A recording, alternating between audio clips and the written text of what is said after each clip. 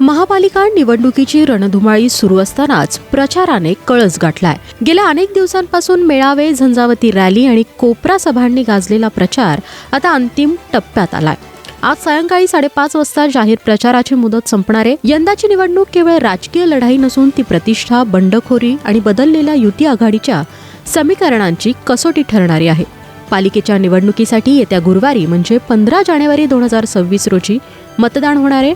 पुणे महापालिकेतील 163 नगरसेवक पदासाठी निवडणूक होत असून एकूण 1149 उमेदवार रिंगणात आहेत. महापालिका निवडणूक मतदानाच्या रणसंग्रामासाठी पुणे पोलीस दल सज्ज झालंय. वरिष्ठ पोलीस अधिकारी ते पोलीस अंमलदार असा तब्बल 12,000 पोलिसांचा फौजफाटा शहरात तैनात करण्यात आला. मतदानाच्या पार्श्वभूमीवर कायदा सुव्यवस्थेच्या अनुषंगाने आम्ही संपूर्ण तयारी केली आहे. संवेदनशील मतदार केंद्रासह महत्त्वाच्या केंद्रांवर बारकाईनं नजर ठेवली जाणार आहे, अशी माहिती पोलीस आयुक्त अमितेश कुमार यांनी दिली आहे. निवडणूक प्रक्रिया शांततेत पार पाडण्यासाठी पुणे पोलिसांनी कंबर कसली असून पोलीस अंमलदार, वरिष्ठ पोलीस निरीक्षक, सहाय्यक पोलीस आयुक्त आणि उपायुक्त अशा पद्धतीने बूथ केंद्रावरील 4 स्तरीय सुरक्षता तैनात करण्यात आली आहे. वादविवादासह अनुचित प्रकार टाळण्यासाठी गुन्हे शाखेसह स्थानिक पोलिसांची पथक दक्ष आहेत. राज्याची आर्थिक स्थिती बिघडलेली असताना मोफत योजनांच्या घोषणा करणं चुकीचं आहे. शेतकरी कर्जबाजारी असताना कर्जमाफी दिली जात नाही. लाडकी बहीण योजनेचे 2 महिन्यांचे पैसे एकत्रित देणे हा निव्वळ निवडणूकपूर्व राजकीय निर्णय असल्याची टीका काँग्रेसचे माजी राज्यमंत्री व आमदार विश्वजित कदम यांनी केली आहे. पुण्यात आयोजित पत्रकार परिषदेत ते बोलत होते. यावेळी त्यांनी केंद्र व राज्यात सत्ताधारी असलेल्या भाजपने प्रचारात सुरुवातीला आघाडी घेतल्याचं दिसत होतं. मात्र काँग्रेस आघाडीने प्रत्येक प्रभागात सक्षम उमेदवार देत प्रभावी उत्तर दिलं. काँग्रेस पक्ष तळागाळात रुजलेला असून जनतेचा विश्वास काँग्रेसवर आहे, असंही त्यांनी यावेळी म्हटलंय. पुणे महानगरपालिकेच्या निवडणुकीसाठी मतदान 15 जानेवारी रोजी होणार आहे. मतदान केंद्र म्हणून निश्चित करण्यात आलेल्या इमारतींमध्ये सुट्टी जाहीर करण्यात आली असल्याचं महापालिका प्रशासनाने जाहीर केलं. निवडणूक प्रक्रिया सुरळीत, निर्भय व शांततेत पार पाडण्यासाठी तसेच मतदान यंत्राची वाहतूक, मतदान कक्षांची मांडणी, कायदा व सुव्यवस्था व सुरक्षा व्यवस्था आदी पूर्वतयारी व मतदानाच्या दिवशी आवश्यक असलेल्या कामकाजासाठी पुणे महानगरपालिका हद्दीतील विविध शाळा, महाविद्यालय, शासकीय, निमशासकीय कार्यालय, संस्था व इतर इमारती मतदान केंद्र म्हणून निश्चित करण्यात आलेल्या आहेत. त्यामुळे ज्या इमारतींमध्ये मतदान केंद्र निश्चित करण्यात आलं आहे त्या इमारतींमध्ये दिनांक 14 आणि 15 जानेवारी या कालावधीत निवडणूक विषयक कामकाजाव्यतिरिक्त इतर सर्व नियमित कामकाज बंद ठेवण्यात येणार आहे. डॉक्टर बाबासाहेब आंबेडकर यांचे स्वप्न साकारण्यासाठी, पुण्याच्या विकासासाठी आणि सामान्य माणसाला न्याय देण्यासाठी आम्ही भारतीय जनता पक्षासोबत आहोत, असं मत केंद्रीय सामाजिक न्याय राज्यमंत्री रामदास आठवले यांनी व्यक्त केलं. पुण्यातील प्रचारादरम्यान त्यांनी आम्हाला करायची आहे दुश्मनांची माती, म्हणूनच पुण्यात सत्तेवर येणार आहे महायुती, असं मिश्किलपणे म्हटलंय. तसेच आपण छत्रपती शिवाजी महाराज, महात्मा फुले, डॉक्टर बाबासाहेब आंबेडकर आणि अण्णाभाऊ साठे यांच्या विचारांना मानणारे लोक आहोत.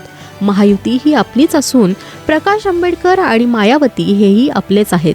नुकत्याच झालेल्या नगरपालिका निवडणुकीत भाजपला मिळालेला जनादेश हा जनतेच्या विश्वासाचे ठोस प्रतीक असून पुणे महापालिका निवडणुकीत लाखोंची भीमशक्ती भाजपच्या पाठीशी उभी राहील, असा विश्वासही यावेळी आठवले यांनी व्यक्त केलाय.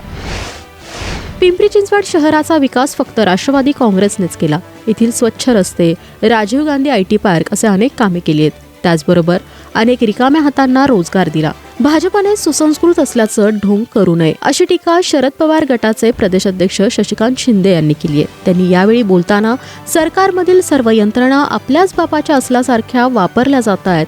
ठरवून विरोधकांवर दबाव टाकण्याचं राजकारण सुरू आहे.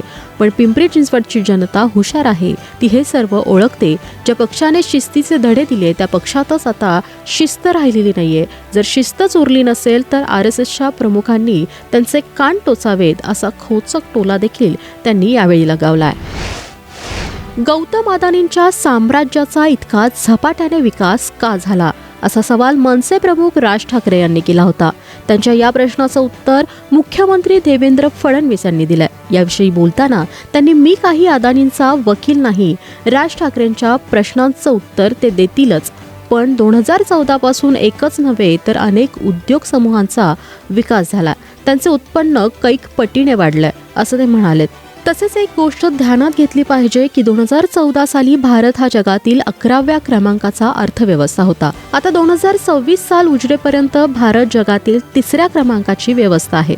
साहजिकच अर्थव्यवस्था वाढल्यानंतर देशभरात अनेक नवे उद्योग तयार झाल्याचं देखील ते म्हणाले. राज्याच्या किमान तापमानात चढउतार होत असून उत्तर महाराष्ट्र, उत्तर विदर्भात थंडीचा कडाका कायम आहे. धुळे आणि निफाड येथे थंडीची लाटसदृश्य स्थिती आहे. हवामान विभागाच्या अंदाजानुसार आज राज्याच्या किमान तापमानात चढ उतार होण्याची शक्यता कायम असून गारठा काहीसा कमी होणार असल्याचं सांगितलं जातंय. शिवाय पुढील 2 दिवस ढगाळ हवामानासह काही ठिकाणी हलक्या पावसाची शक्यता असल्याचं हवामान विभागाकडून सांगण्यात आलंय. मकर संक्रांतीच्या निमित्ताने पंतप्रधान कार्यालय त्यांचे पत्ता बदलणार आहे. 77 वर्षात पहिल्यांदाच देशाला नवीन कार्यालयातून कारभार पाहायला मिळणार आहे. पंतप्रधान कार्यालय दिल्लीच्या साऊथ ब्लॉकमधून एक्झिक्युटिव्ह एन्क्लेव्हमध्ये स्थलांतरित होते. ही केवळ एक इमारत नाही तर 2047 मध्ये विकसित भारताचे प्रतिबिंब आहे. ते आधुनिक सुविधांनी सुसज्ज आहे आणि सुरक्षा इतकी मजबूत आहे की त्यात प्रवेश करणे जवळजवळ अशक्य आहे. सेंट्रल विस्टा पुनर्विकास प्रकल्पाचा भाग म्हणून बांधण्यात आलेले हे नवीन पीएमओ अंदाजे 2,26,000 चौरस फूट क्षेत्रफळाचे. हे बांधण्यासाठी अंदाजे 1,189 कोटी खर्च आलेत. संपूर्ण संकुल जगातील सर्वात सुरक्षित इमारतींपैकी एक मानलं जातं. अमेरिकेचे राष्ट्राध्यक्ष डोनाल्ड ट्रम्प यांनी इराणशी व्यापार करणाऱ्या देशांवर 25% कर लादण्याची घोषणा केली आहे. ट्रम्प यांनी स्पष्टपणे सांगितलं की इराणशी व्यापार करणाऱ्या कोणत्याही देशावर अमेरिका कर वाढवेल. इराणवर आर्थिक दबाव वाढण्याची रणनीती म्हणून या हालचालीकडे पाहिलं जातंय. ट्रम्प यांच्या निर्णयाचा परिणाम भारत आणि चीनसह जगभरातील अनेक देशांवर होऊ शकतो. अमेरिकेने आधीच भारतावर 50% कर लादलाय. परिणामी नवीन कर भारत अमेरिका संबंधांना आणखी ताण देऊ शकतात.